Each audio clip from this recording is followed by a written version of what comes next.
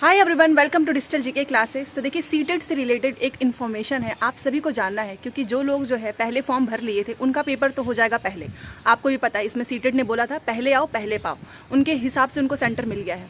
जिन लोगों ने अभी बीच में फॉर्म भरा है, क्योंकि बहुत से लोग जो है इंतजार करते हैं कि वे सोचते हैं कि फॉर्म भरे या ना भरे, तो उन्होंने लास्ट में भरा होगा, तो उनका पेपर जो है जनवरी में जाएगा। और अगर उनकी तैयारी नहीं है या जो लोग स्टार्टिंग से पढ़ रहे हैं बट फिर भी अभी उनको लगता है कि उनके सीटेट में कुछ भी तैयार नहीं है, पूरा वीडियो देखिएगा, हर एक डाउट्स जो है मैं क्लियर कर दूंगी। साथ में 3 रामबाण तरीके बताऊंगी, ये 3 ट्रिक्स जो है जिसने भी अपना लिया उसका सीटेट नहीं रुकेगा। सबसे पहले इतना याद रखना कि आपने अगर लास्ट में भरा है तो आपका पेपर जो है लास्ट तक जाएगा, फिर भी आपको सीटेट क्लियर करना है, अपने मन में ये चीज़ रखना।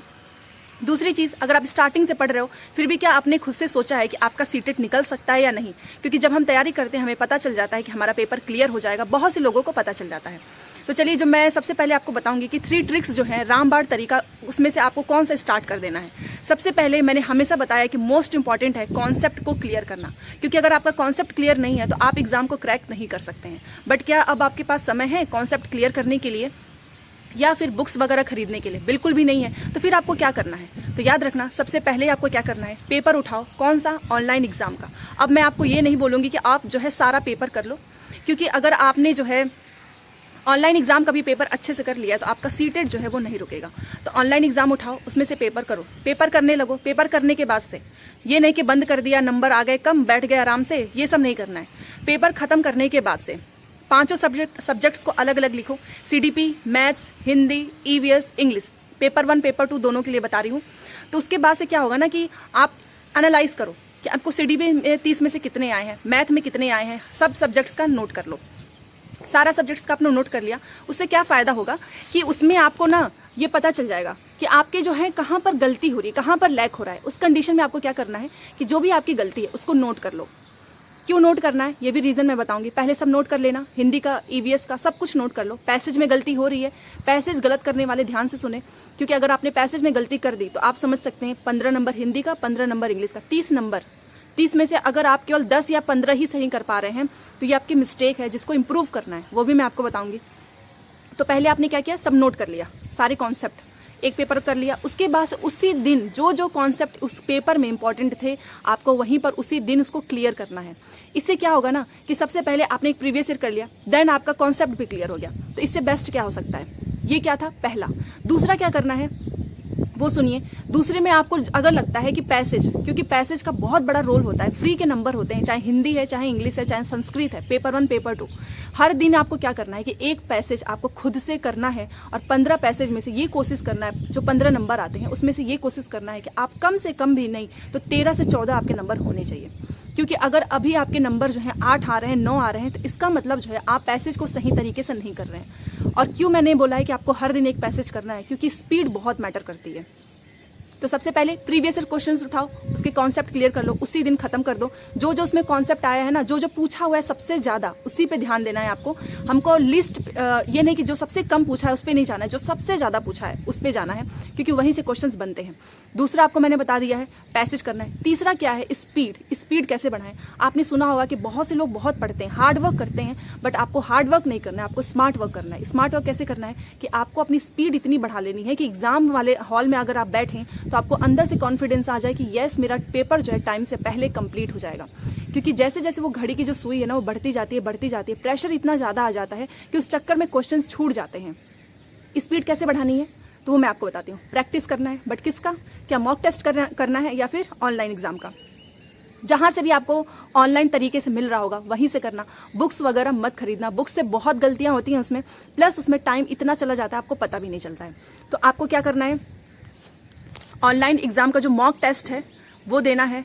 मॉक टेस्ट में ये नहीं कि जो सीटेट नहीं क्वेश्चंस बनाए उसकी नहीं, जो सीटेट ने पूछा है। आप बहुत से ऐसे ऐप होंगे जहां पर मॉक टेस्ट अवेलेबल होंगे ऑनलाइन एग्जाम्स के, ऑनलाइन तरीके से उसको करिए। 2.5 घंटे वो ऊपर रहता है, उसी के अंदर आपका पेपर कंप्लीट हो जाएगा। हर दिन एक टेस्ट जरूर देना, क्योंकि अब आपके पास उतना समय नहीं है। जिनका पहले एग्जाम पड़ेगा, जिनका बाद में पड़ेगा, उनके पास काफी अच्छा खासा समय रहेगा। तो वो तो चाहे तो प्रीवियस ईयर भी कर सकते हैं, ऑफलाइन वाला भी, ऑनलाइन वाला भी। आपको क्या करना है, ऑनलाइन एग्जाम जो हुआ था केवल उसी का टेस्ट देना है, ऑनलाइन तरीके से देना है, ऑफलाइन 99 नहीं। बहुत से लोग जो हैं बुक्स खरीद के अभी भी कर रहे होंगे, ये गलती मत करना, उनका पेपर छूट जाता है। मैं आपको सच बता रही हूँ, 99% लोग कौन सी गलती करते हैं, वो यही गलती करते हैं कि वो CBT मोड पे कंप्यूटर बेस्ड टेस्ट नहीं देते हैं, वो किताब से ही जो है टिक लगाते हैं और पीछे से पन्ना पलट पलट के मिलाते हैं, बहुत टाइम जाता है। ये गलती मत करना, आपको स्मार्टली पढ़ाई करनी है। हार्ड वर्क करने का, बहुत से लोग जो है हार्ड वर्क ही करते रह जाते हैं बट पेपर नहीं क्लियर होता है। कुछ लोग जो हैं कम समय में कम चीज़ें पढ़ के बहुत अच्छे नंबर लेकर आते हैं। अगर आपने ऐसा कर लिया, आपका सीटेट नहीं रुकेगा, 120-130 नंबर आपके एकदम आना कंफर्म है। तो 3 जो रामबाण तरीका मैंने आपको बताया है वो तो आपको करना ही है। साथ में क्या करना है, साथ में आपको करना है कि पेपर 1 पेपर 2 दोनों की एक प्रैक्टिस लगाने की अभी से हैबिट बना लो। क्यों? क्योंकि पेपर आपका दोनों एक ही दिन होगा। अगर आप अभी से सोच रहोगे कि नहीं इतना समय मेरा जा रहा है, मैं कैसे करूँ, तो फिर वहाँ पर आप कैसे करोगे? वहाँ पर भी तो आपको 2.5 घंटे के सुबह में और मॉर्निंग में 2.5 घंटे देने हैं। तो अभी से आपको करनी होगी ना प्रैक्टिस, और दोनों पेपर का करना। ये मत सोचना कि पेपर 1 कर लिया है पेपर 2 पास हो जाएगा।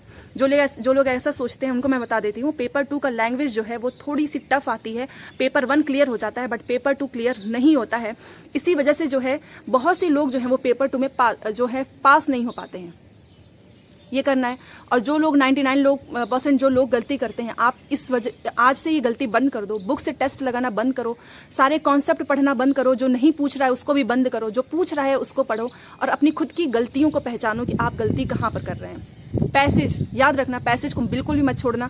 और ग्रामर, हिंदी, इंग्लिश, संस्कृत, उसमें ग्रामर पूछता है तो क्या आपको ग्रामर पढ़नी चाहिए बुक से? बिल्कुल भी नहीं। 1 या 2 नंबर का ग्रामर आता है। अगर आपने 10 से 20 प्रैक्टिस सेट लगा लिया तो ग्रामर तो आपका वहीं से तैयार हो जाता है। अब बात करते हैं मैथ्स का, क्योंकि मैथ एक ऐसा सब्जेक्ट है जिसको बहुत से लोग छोड़ देते हैं। तो क्या आपको छोड़ना चाहिए? क्या आप केवल 4 सब्जेक्ट पढ़ के ही पास हो सकते हैं? बिल्कुल भी नहीं। क्योंकि मैथ में अगर आपने मान लीजिए अगर आपने एकदम छोड़ दिया तो जो बाकी के सब्जेक्ट्स हैं आप वो करोगे तो क्या आपको 100% श्योर रहेगा कि येस आपने जो ऑप्शन टिक किया वो सही है? इसलिए मैथ को मत छोड़ना, मैथ को कर डालो। बहुत अच्छे क्वेश्चंस हैं, इजी होते हैं। न्यूमेरिकल बहुत बेसिक सा पूछता है। पेडागोजी 15 नंबर का फ्री का पूछता है। मैथ पे एकदम अच्छे से फोकस करो, मैथ को बिल्कुल भी मत छोड़ना। क्योंकि मैथ अगर आपने छोड़ दिया तो आपका पेपर 1 पेपर 2 जिसने मैथ लिया होगा उसका इसी वजह से लटक जाता है। तो ये सारी चीजें आपको कोई नहीं बताएगा, मैं आपको बता रही हूँ। जितना आप इधर उधर भागोगे ना, अभी भी बहुत से लोग हैं जो 10 किताबें लेकर पढ़ रहे होंगे, 10 चैनल से पढ़ रहे होंगे। ये गलती मत करना। सारे कॉन्सेप्ट का क्या बन जाता है, खिचड़ी बन जाता है, कंफ्यूजन होने लगती है। क्योंकि कोई टीचर अपने मेथड से बताएगा, मैं आपको अपने मेथड से बताऊंगी। तो जो लोग मेरे पास से पढ़ते हैं, हर दिन क्लासेस देखते हैं, प्रीवियस ईयर के मैराथन क्लासेस भी आने वाली हैं, तो फिर आप यहाँ से देखिए। आप कहीं और से देख रहे हो वहां से देखिए, बट हर जगह से देखोगे ना तो हर जगह से कंफ्यूजन आपको मिलेगा, जो कि एग्जाम में बहुत मुश्किल हो जाता है। दूसरी गलती मैं आपको बता रही हूँ, अभी भी बहुत से लोग जो हैं CBT मोड में प्रैक्टिस नहीं कर रहे हैं। एंड जिसका सीटेट क्लियर होता है ना, उसके पीछे का रीजन मैं आपको बताती हूँ। वो क्या करते हैं, वो केवल अपना कॉन्सेप्ट क्लियर करने के लिए पढ़ते हैं इधर उधर से। प्रीवियस ईयर क्वेश्चंस उनको नहीं समझ में आता है तो वहाँ से पढ़ते हैं ताकि उनका कॉन्सेप्ट क्लियर हो जाए। बाकी की उनकी जो भी मेहनत होती है ना, खुद की होती है। वो इतना पैसेज प्रैक्टिस कर लिए होते हैं, इतने क्वेश्चंस उन्होंने प्रैक्टिस कर ली होती है, इतना स्पीड बढ़ा लिया होता है कि एग्जाम में अगर आप उनसे मिलेंगे तो उनको खुद देख के ही आपको लगेगा इनका पेपर एकदम बढ़िया गया होगा। तो यही चीज़ आपको करनी है। और जो लोग बिल्कुल कंप्यूटर वगैरह नहीं चलाना जानते हैं तो प्लीज़ जाइए, एक बार कंप्यूटर प्रैक्टिस जरूर कीजिएगा। क्योंकि वहाँ पर आप इसी घबराहट में रहेंगे कि मुझे तो आता ही नहीं चलाने, तो आधा स्ट्रेस यही दे देता है। तो अभी से जो भी चीज़ें मैंने आपको बताई है वो करना। जो 3 रामबाण तरीका मैंने आपको बताया है वही अपनाओ।